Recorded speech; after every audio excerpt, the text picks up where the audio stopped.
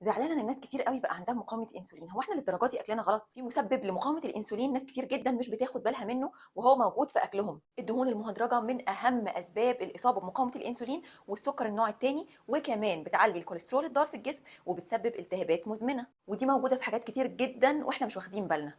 كل الجبن المكتوب عليها نباتيه الدهن دي فيها دهون مهدرجه، والحل هات جبنك طبيعيه 100%. كمان الكيكات الجاهزه والبسكوتات المعلبه، كمان اي نسكافيه فيه مبيض قهوه نفس المشكله. طب ما تبطل مبيض قهوه واستخدم لبن بداله. وكمان المخبوزات رخيصه الثمن في الافران كلها طبعا دهون مهدرجه.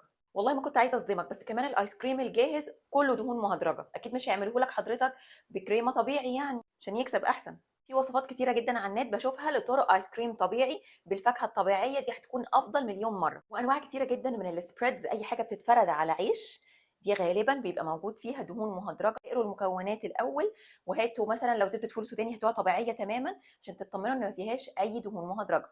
كمان اي سمنه، زبده، قشطه، نباتيه الدهن ببعد عنها تماما. باودر المرق، مكعبات المرق، اي تتبيلات اضافيه للاكل زي تتبيله شاورما، تتبيله كفته، شرب جاهزه في اكياس، لازم بطمن كويس قوي من المكونات. الحمد لله ما قلتيش بطاطس مقليه، روح انا هقلي البطاطس واجي لك على طول. كمان البطاطس المقليه مجرد تعرضها للحراره والاكسده ده بيكون فيها دهون مهدرجه متحوله. لا ده انا بعد كده هاخد بالي قوي قوي قوي واقرا المكونات كويس قبل ما اشتري اي حاجه.